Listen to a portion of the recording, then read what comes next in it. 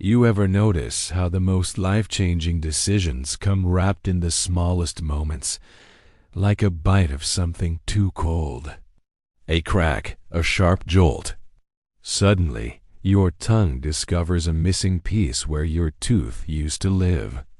And just like that, a journey begins.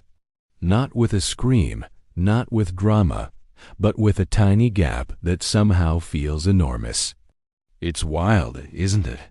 One small dental gap, and suddenly your whole smile feels off. Your confidence dips. You start chewing on one side. You avoid laughing too wide. And somewhere between toothpaste commercials and awkward selfies, you find yourself whispering, "Maybe I need an implant." Simple, right? Except it's not.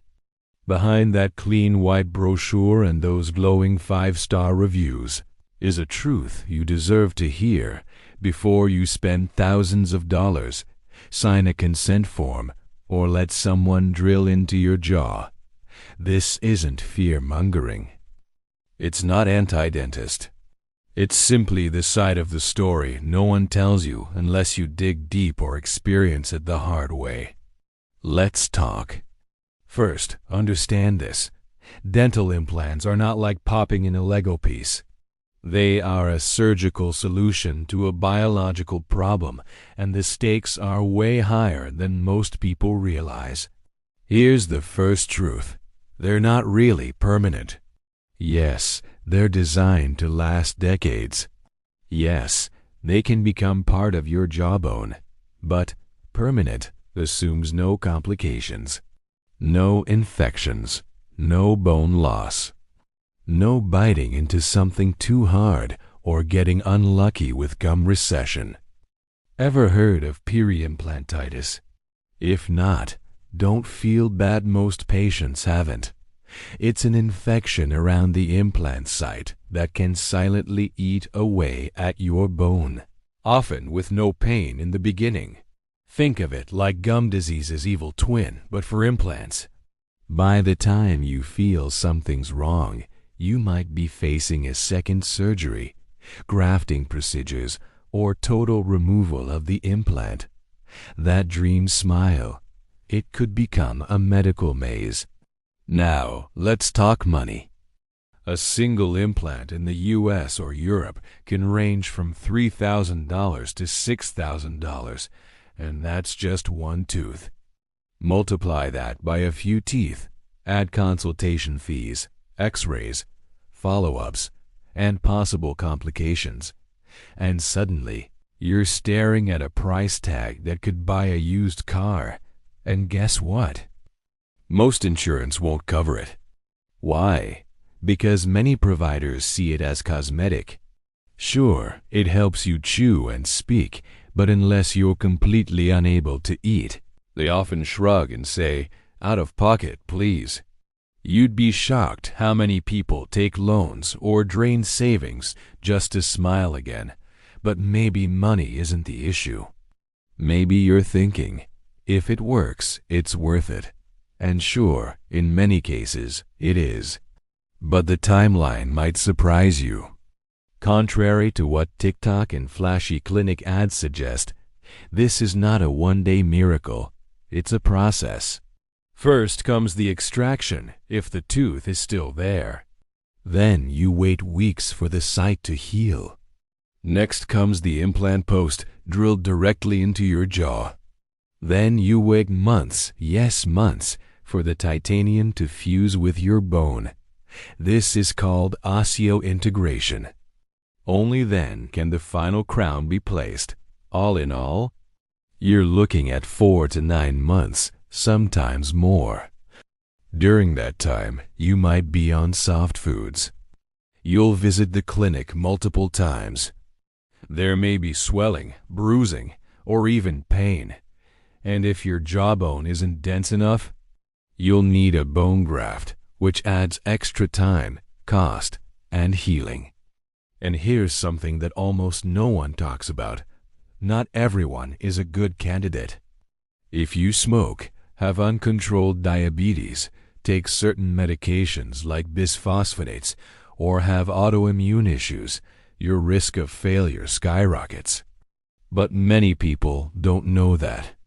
They walk in, trusting the clinic, hoping for magic, and walk out with complications they were never warned about.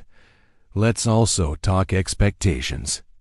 People think implants will feel exactly like natural teeth. But they don't.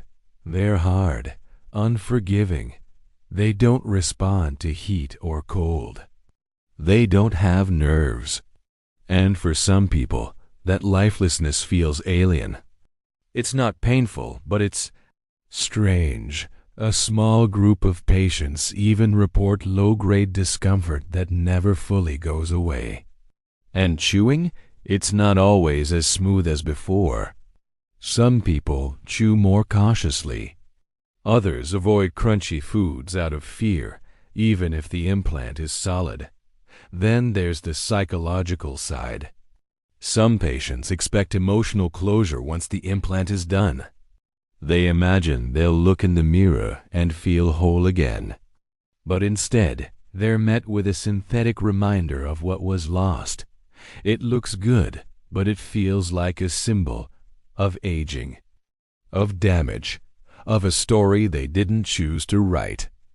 Now, this doesn't happen to everyone, but it happens often enough to matter. And it gets deeper. There's a reason implants are aggressively marketed. It's one of the most profitable procedures in modern dentistry. Clinics can make thousands from a single patient. So it's no surprise that implants are often pushed as the best or only option, even when bridges, partials, or even doing nothing might have worked just as well. Some people are rushed into implants before exploring other options. Others are told it's now or never, a classic pressure tactic to close the deal. You deserve better than that. What should you really ask your dentist? Try this. How many implants have you placed successfully? What's your clinic's failure rate? Am I a good candidate based on my health history? What are the non-surgical alternatives? What's your policy if the implant fails? And the golden question, would you recommend this procedure to your own family member, knowing everything you know? If they hesitate, pay attention. Also, don't fall for one-size-fits-all promises.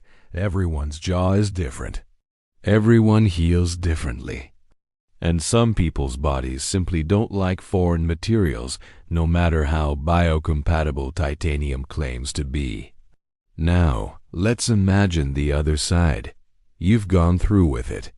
The surgery's done. The crown is in. And yes, sometimes it's amazing. You eat normally. You smile confidently. You barely think about it. In many success stories, people say it changed their lives for the better.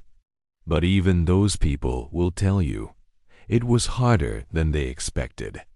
Longer, more expensive, more emotional. And they wish someone had prepared them for that. So let's do that now for you. Because this decision isn't just medical. It's personal, emotional, financial, and permanent enough that it deserves real thought, not just a marketing pitch. You are not broken because you lost a tooth. You're not less than because of a gap. And you're definitely not obligated to fix your smile on anyone's timeline but your own.